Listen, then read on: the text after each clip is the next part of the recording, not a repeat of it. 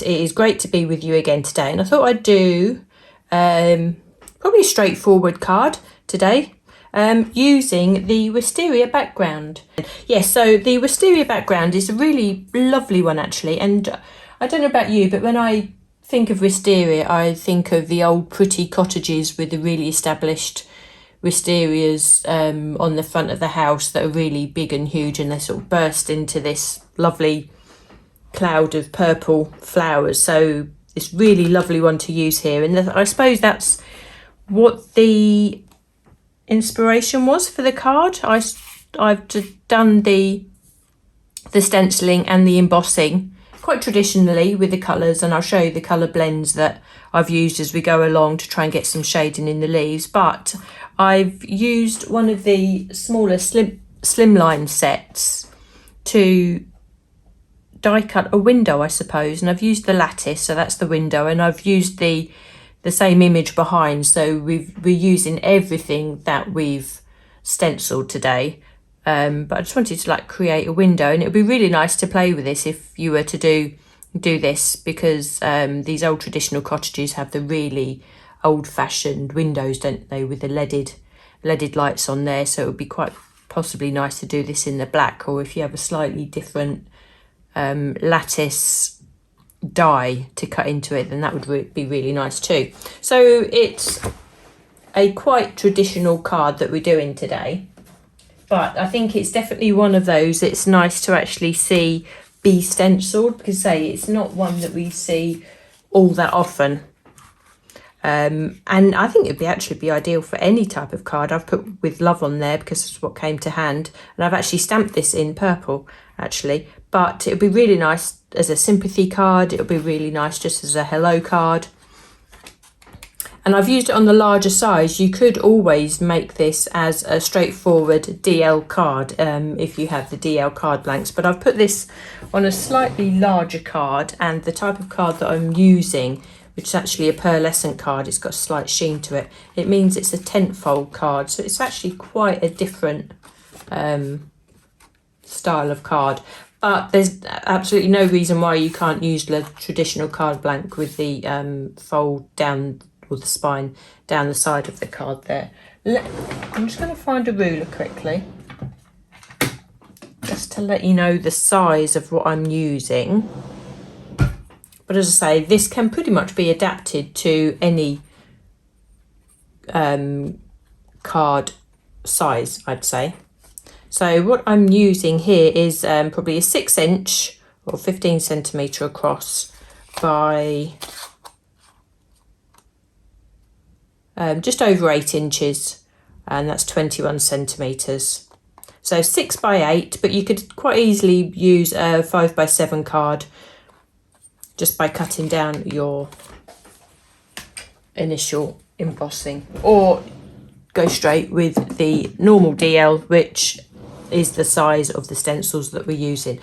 So I will be embossing this as well. As I say, the Wisteria comes as a set of layering stencils. We get 7 stencils, and we do get the Slimline embossing folder with that as well. There's no die attached to this one. There's not really any need. If you did want to cut out the Wisteria flowers, then they are easy enough to cut out by hand too. So let's get on with these stenciling. I have my piece of DL card, and I thought what was quite nice is actually stenciling onto a cream card, because this really gives me sort of oldie worldy vibes, as I said, with the Wisteria. So I think you can really achieve that when you're using like a cream card, but it would work equally as well on a white cardstock as well, wouldn't it? It would actually make the colours pop an awful lot more. So as I say, we've got 7 stencils in this one, and the first one is to actually put down these wooded stems onto the cardstock. Now I'm using a smaller stencil brush. I don't have a larger one for this colour just yet, but I think what's nice actually with this particular card is that you can get different intensities of the colour on to all of the stems, and I think that immediately gives you that element of shading. Now you'll see already that I've had ink on this stencil. It's not because the ink hasn't washed out the stencil, it's purely because I didn't clean it, because I knew that I'd be stenciling again for you straight away, and also it serves as a little bit of a reminder of the colours that I used. Even just using this smaller stencil brush, you can get around that quite quick. I'm just going to get my brush for the Woodland moss, and all I'm going to do, just here and there, so with the Woodland moss now, here and there, I'm just going to add a little bit of green just onto some of the branches. And that will just sort of serves to darken the colour a little bit. But I'm pretty sure that some areas of the branches would be green, especially the newer, fresher shoots. So it's nice to have a bit of extra colour on there and not just a flat colour. So there we are. So there's our background. So next we can come in with the leaves. Now there's two sets of leaves that you stencil on here, and I wanted to try and get a bit of variation in the shading between the two.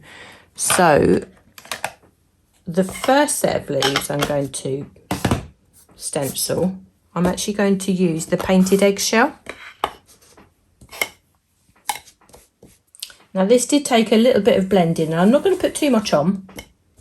And you'll notice that, well actually I don't know if you can see it through on the screen here, but on the stencil I've already used some green on there. So as I'm stenciling through and picking up the painted eggshell on the brush, it's actually pulling some of the green ink, which if I remember right was a little bit of Woodland moss. It's actually pulling that through into the blend as well. So the painted eggshell that's going down excuse me, does have a slightly greener tinge to it than what is actually sitting on the ink pad there. And I think that helps with the blend. Now I'm not going to go mad with this, and I don't want a full coverage because obviously this isn't a true leaf colour, but it will give an undertone. So I'll just give you a quick view of that. So that's a really nice view, and on the way to being a nice shaded green. So that's the painted eggshell, again with just a hint of Woodland moss in there as well. I'm also going to come in with the Eucalyptus leaves. Now I did have a brush for that, didn't I? Let's, or maybe I didn't. Oh, there it is. Excuse me, I'm putting my brushes all over the place. So I'm just going to come in with a little bit of Woodland, Eucalyptus leaves with a brush. Again, just very gently. And all I'm doing is sort of building up the base colour. Just to allow these leaves to be a little bit of a different shade to what I'm going to do with the next set of leaves, if that makes sense. So I'm only putting a little bit down. Again, I'm not going mad. And let me just show you that as I go along. That's just sort of giving us a bit of a colour, different colour as well. It does look nice in the painted eggshell, doesn't it? Lorraine, I mean, that is a lovely colour. It's one that you can use for so many different things. But I did want quite an earthy green to this as opposed to a bluey green. And now I'm going to come in with the Woodland moss again. And again, because there's already ink on the stencil, this Woodland moss is going to blend with the two colours that I've already used previously. So it's going to blend with the painted eggshell and the Eucalyptus leaves. But I want just the top note here to be the Woodland moss, because this is the colour that I'm going to use for the next set of leaves. And just by adding this on here, it will make sure it all ties in, so it coordinates with each other.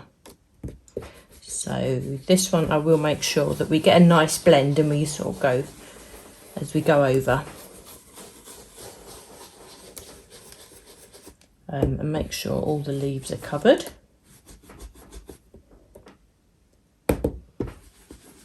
So, as I say, I'm not actually loading the brush up lots with the woodland moss. I'm taking little bits at a time, which is just enough to lay that down.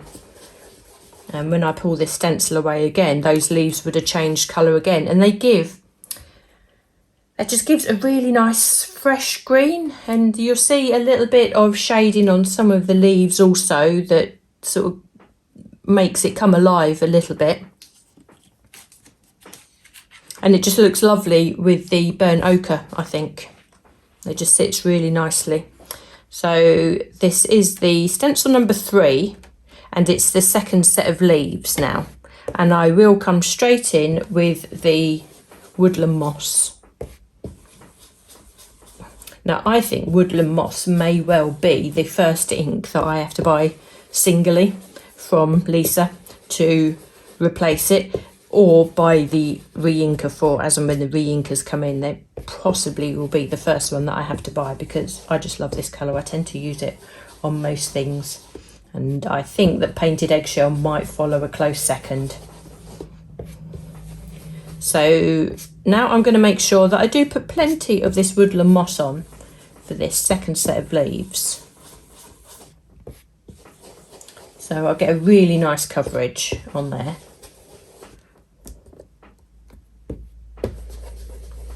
There we are. And make sure that I've reached all the leaves. Now, before I remove that stencil, I'm just going to tie it in with the layer underneath, or the other previous set of leaves, just by adding a small amount of painted eggshell. And what I'm going to do, instead of blending it in, I'm just going to sort of stroke it into just the top of the leaves, and it's going to serve as creating a bit of a shadow. It's certainly not going to overpower the woodland moss, but what it will do is just add that shadow, which will have the same tone as the other leaves that I used. So hopefully, I mean, my thinking is that it will tie it all in together. So I'm just stroking that in. I'm not blending, if you notice. I'm not going round and round. I'm just stroking this in, so only a small area of the leaf actually catches that colour. But it's just going to be subtle enough just to add a little bit of something. So when I pull that away, you can see these are the leaves here, the ones that I've just done. There is a slight amount of shading on there, but the leaves are a different enough colour from the previous ones. Now, you could swap it around because the second set of leaves are far less, but it tones everything all in together because I've used the same colours on both, but just in different amounts and on different layers. So hopefully that makes sense. That's sort of a little insight into how I blend and choose the colours for these things. So now we have the detail on the leaves. Now, you can go one of two ways of this. You can use the eucalyptus leaves, which is, you can use the woodland moss, which is what I used on this card here, and it gives a very subtle detail in the background. I think what I might do, I might use the painted eggshell, just out of curiosity actually, just to see the difference that makes using this shade this time round. Now, I'm probably better off using a larger brush, but I haven't allocated a larger brush to this colour just yet, so I shall go around with this. This is actually quite a busy design, in as much that there's an awful lot going on, if you can see here. So I'm conscious of not wanting to make this part of the detail too bold. It needs to be there, or you'll miss it if you don't, but I think you can add it subtly in the background which I'm hoping that's the effect that using this painted eggshell will use. Now you could of course use a grey as well, like the cobblestones. I think that would work. That's quite a chameleon type colour that sort of changes depending on who and what you layer it with. So, but I'd be interested to see actually. Oh, we've got a delivery. You'll notice there's no Hazel barking today. She's gone to play with her pals at daycare. I don't know if you again, I don't know if you noticed on my my Facebook page the other day, she actually ran off. Well, she was having a good old rummage in here and found one of my cleaning cloths to run off with. And I was sitting in the front room actually. I was doing the video from Tuesday and she came in. She had a real swagger on her. You can tell when she's done something naughty. She gets a real swagger on and she looks really pleased with herself. And she came in with my cleaning cloth and she was flinging it about. Now, bear in mind, Hazel probably is only about that big anyway and only stands so tall. The cleaning cloth, if it flicks over her head, could hide her completely. Anyway, I didn't get it back until this morning. She runs off with it, and if you chase her, she thinks it's a game. And she runs off behind the settee. So, she's a little monkey. Anyway, she's off playing with her friends today, so hopefully she'll be exhausted when she comes back. So you can see actually now the detail in that veiling. I actually prefer that, the painted eggshell, to the woodland moss. I think that sits quite nicely on there. Hopefully you can see that detail through. So now we come on to stencil 5. This is where we can start introducing the colour. Now I had a bit of fun adding this pink. So there's 3 stencils actually that make up these flowers, and you can see that how I've used the purple. The first layer I actually used was with the antique pink, because again, I think when I think back to Wisteria, depending on the age of the flowers, the colour changes, I think. So I wanted to add a little bit of pink in there before I added the purple. And again, it just gives you that, I don't know, just a bit of dimension, just a bit of interest to the flower. You can go straight purple, of course. We've got 2 or 3 purples in the range now. We've got the spiced plum, we've got the sweet violet, but we've also got the crushed velvet, which is the shimmer, the interference inks. So a blend of all of those together would be absolutely lovely too. But I did want to add the antique velvet because, as I say, it's actually, I'm quite into this colour at the minute. So make sure I lay all that down. And I will add some of the interference ink in as well. I think I might add that in the next layer. I used it on the last layer on this one here. And there's less detailing on that last layer, so I think I fancy a little bit more on it this time. So that's some of the pink there. And so this time round, I think I will use, on stencil 6, instead of going straight for the spiced plum, which is what I've done here, I think I will add the crushed velvet. Because that will add, oh, hang on a minute. Oh no, I'll do it this way around. I've got my stencils the wrong way around before. Okay, no, that's confused me now. Hang on a minute. What am I doing? Actually, do you know what's confused me? It's because I should have used 2 colours. I've gone back to stencil 5 where I was using the antique pink, and I got so caught up in just using the one colour I didn't actually go on to stencil the rest of it. That's where I lost my train of thought. Okay, so stencil 5, back to stencil 5 where I used the antique pink for some of it. Then to fill in the rest of the details, that's where I'm going to use the crushed velvet. I'm not going to cover over the antique pink, of course. I'm just going to go into the areas that I didn't cover. that makes sense. I couldn't work out why that was so different then. Too busy chatting, that's what it was. But you can see actually that you can do that, and you can swap from stencil to stencil with confidence because you have them attached to the peg system, and the card that I'm actually stenciling on is kept in place with the silicone mat. So otherwise we wouldn't have been able to do that, would we, with any other system? So there we are. I can actually complete these flowers now and get that graduated look from the crushed velvet down into the antique pink. There we are. And you can actually see that because I've used the two different types of ink, I've used the matte blending of the pink and the interference, that you can still get that seamless blend as well.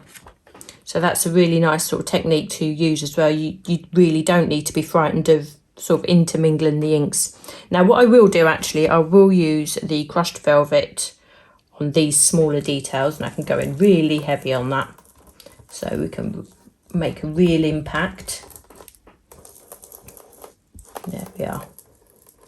So these just are really small details, but again essential. Sometimes it's these smaller details on an image or on a project that really bring it to life. There we are.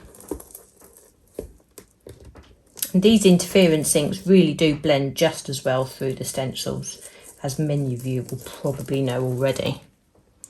So there we are. And you can see just those small details there, they really pick them out. And as that ink dries, you will get the effect of the mica coming through, which will be a slightly goldy colour, as you can see there. So now we can finish off these flowers, and I will come in with the spiced plum. Where's my ink? Spiced plum. There. It's really nice to see actually, with all the different shades of purple that we've got from Lisa now, is that they all do mix really well. There's I don't know, they must have underlying tones in them which allow them to blend really well, so they seem to work as the same colour group really nicely. So we just put a bit of a blend in there as well.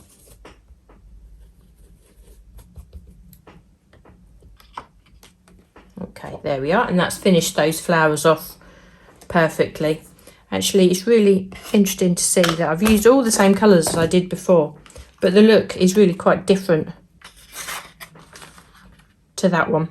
Only subtly, but it's enough of a difference. And again, it's lovely doing the stenciling, isn't it, when like that, because you always get something different. Oh yeah, I'm pleased with that. So I'm just having a little look, just checking that's all okay. And I don't know if you can see as I turn that, possibly not, that the mica from the interference inks is actually drying, so I can see the gold in that now. But because I'm still using a slightly pearlescent card as well, I've also got that in the background, which is lovely. Okay, so now we can think about actually putting the card together. To cut the window that I've done here, I'm using the mini Slimline collection, the HARLEQUIN bubbles. You may have others that are in the mini Slimline collection, but this one is actually in stock at the moment. I won't use the bubbles, the largest of the outlines, but I will use the two inner ones. And what I want to do is, let me think. I initially just want to cut a window from this area because I want to have this panel that will sit underneath. You can put this centrally, which I think might look quite nice as well. You can put this offset. It's entirely up to you. You can have just a little bit off there. Or if you were using a different shaped die, obviously you can have the windows. You've got the larger dice, larger DL sets. Let me see if I can get hold of one.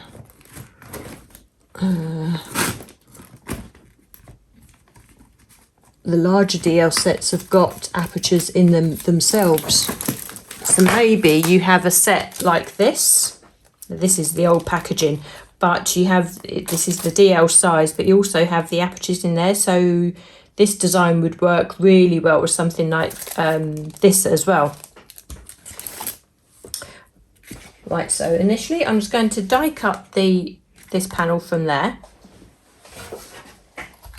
So we've cut our window. And now we can think about embossing. I didn't emboss the image that sits under the window because I wanted that point of difference. There's no reason why you couldn't, and that perhaps I should do this time. So, where's my embossing folder? There it is. So one thing to bear in mind is if you are wanting to cut an aperture or a window from your stenciled piece, I'd cut that first and then emboss second, because obviously you will be flattening your emboss otherwise, wouldn't you? So you can always go back in and emboss again. There's no problem doing that, but there's no need really when you can sort of cut your aperture first and then go in and emboss. Now, if you wanted to just emboss the larger piece, then obviously you can do that and you can line up your design. But then if you wanted to, if you did want to emboss the both pieces, even though it's die cut, there's nothing stopping you lining that up and then running that through to emboss the two pieces together. So I've actually embossed both pieces this time. I already have the card blank made. Now I will 3D the larger piece, but to start with, I'm just going to put that in place and keep that there and apply the glue to the back of this panel, because it's quite important that we line the two up together. And the way to do that is by making sure you can pop that through the aperture like that, you see. So we know that that's in place.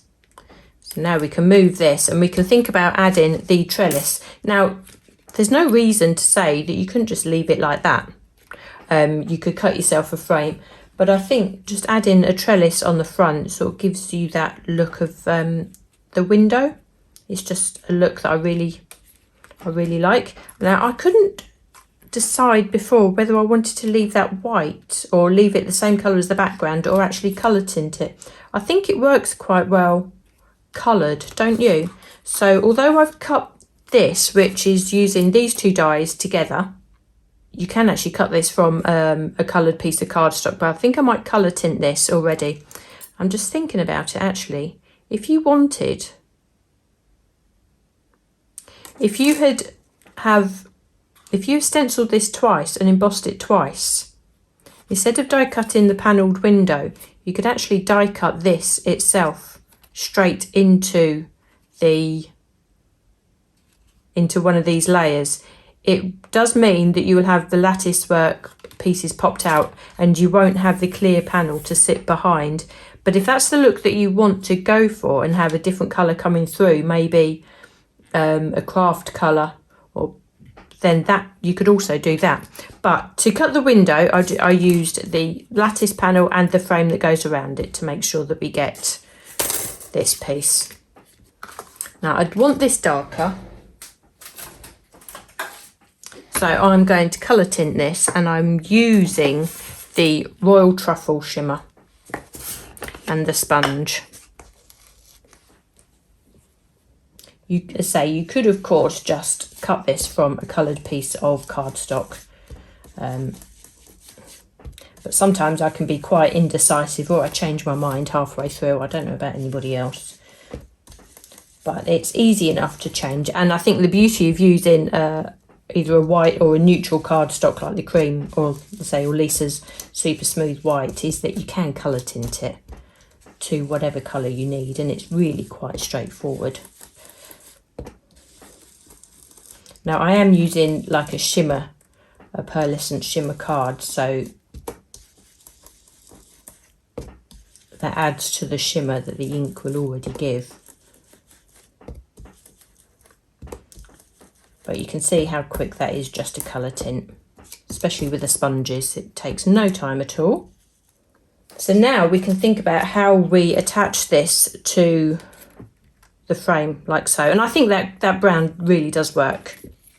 Now I want to 3D this. Again, you don't have to, you can just apply it flat. But I do want to 3D this.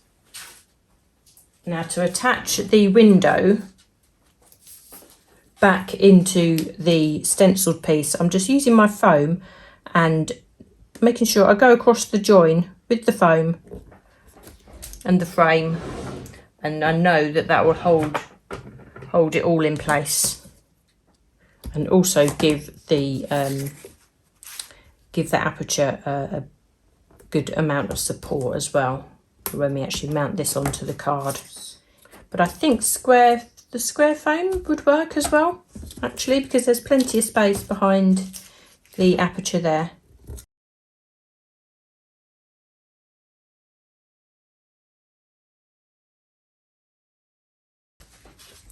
And now we've got the chance to line this up on our card. So already that looks slightly different to the one that I made before, because I'd actually shifted the window over a little bit. But again, that's good. I forgot to stick that down, so we can actually put that on the front there. And to actually stamp this set is the Essential Words set, so you get the stamps and just one die to cut them out, so it's a really lovely straightforward set to use. But to actually stamp that and get a really nice impression, I actually used the pigment ink, the fine detail ink. So these are the ones sitting in the white casing, and that colour coordinates perfectly, of course, because I've used the Spice Plum, the same as the matte blending ink there. But that just sort of lifts that card a little bit. So we've got the two cards there, slightly different colourways. Okay, so I'll leave that with you there for today. Thanks so much for joining me again this week. It's been really fun doing 2 lives for you this week. So take care, everyone. Have a good weekend, and we shall see you all again next week. Take care, everyone. Bye.